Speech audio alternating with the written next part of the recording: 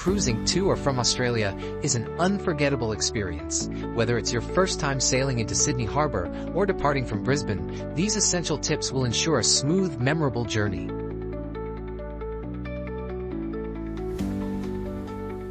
Visa requirements and biosecurity. Non-citizens need a visa to enter Australia, which can be applied for electronically on the Department of Home Affairs website. If you're planning to visit New Zealand afterward, note that a separate visa is required. You'll need a passport valid for at least 6 months from arrival, a confirmed return ticket, and enough funds for your stay. The Electronic Travel Authority (ETA) for eligible countries is valid for up to 3 months and costs $20. European Union (EU) citizens can apply for an e-visitor visa, while travelers from the US, Canada, and Japan can use the ETA. Australia's strict biosecurity laws prohibit bringing fresh fruits, vegetables, plants, seeds, and animal products into the country. Breaking these rules can result in hefty fines. Similarly, cruise lines have strict food policies on board and may restrict certain items from being brought ashore at various ports. Cruise timing is everything. If you're planning a cruise to Australia, timing is everything. Cyclone season in northern Australia runs from November to April, which unfortunately overlaps with the Australian cruise season, so cruisers need to be prepared for potential missed ports and itinerary changes. Most seasonal cruise ships arrive in Australia in September or October, repositioning from the US via the South Pacific or from Europe via Asia, and usually depart in March or April for the Northern Hemisphere. The shoulder seasons, from September to November and March to May, are often ideal, offering milder temperatures, calmer seas, and fewer crowds at popular destinations. 3 cruise ships sail year-round in Australia: Carnival Splendor, P&O Australia's Encounter, and Adventure. Carnival Corporation, which owns P&O Australia, has announced it will shut down P&O Cruises Australia after 92 years of operation.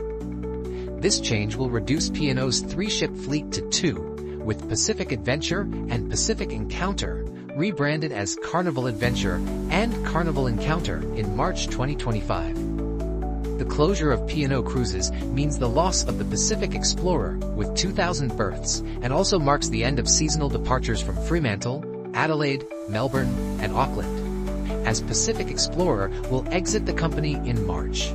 Most other major cruise lines will continue to visit Australia for the cruise season. Currency and tipping. What you need to know. Australia uses the Australian dollar.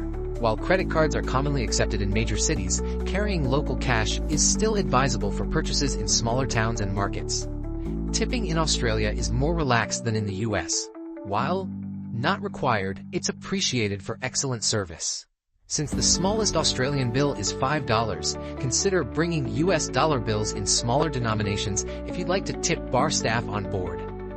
On Australian cruises, gratuities, port fees, and charges are included in the fare by law, making gratuities non-removable. However, lines like Disney and Holland America may still add daily gratuities in Australian waters, despite this regulation.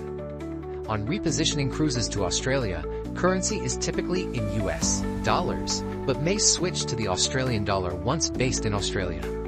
For the 2024-25 season, ships like Carnival Luminosa, Diamond Princess, and other home-ported vessels will operate in the Australian dollar, while Royal Caribbean, Holland America, Cunard, Norwegian, Celebrity, and Crown Princess will continue using USD.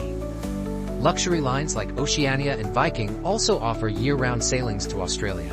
Casino guests should note that the legal age for drinking, gambling, and being the lead adult in a cabin is 18 on Australian sailings. Due to fee inclusions, casino offers aren't free, though they may include discounts, drink packages, or onboard credits. US gift cards cannot be used for Australian cruises. Additionally, smoking indoors is prohibited by Australian law, including in casinos. Designated outdoor smoking areas are available on each ship. Cruise line shareholders can apply for benefits on Australian sailings with onboard credits following the ship's currency. Thank you for watching till the end. Here is your bonus tip: Aussie slang and local etiquette. Whether you're cruising to Australia or heading out from it, brushing up on Aussie slang and customs can make your trip smoother and funnier. Aussies have a casual, friendly culture, but phrases like thongs, flip-flops, arvo, afternoon, and brekkie, breakfast, might take a minute to get used to. Add an O to someone's name. John becomes Jono, Steve becomes Stevo, and soon everyone will be your mate.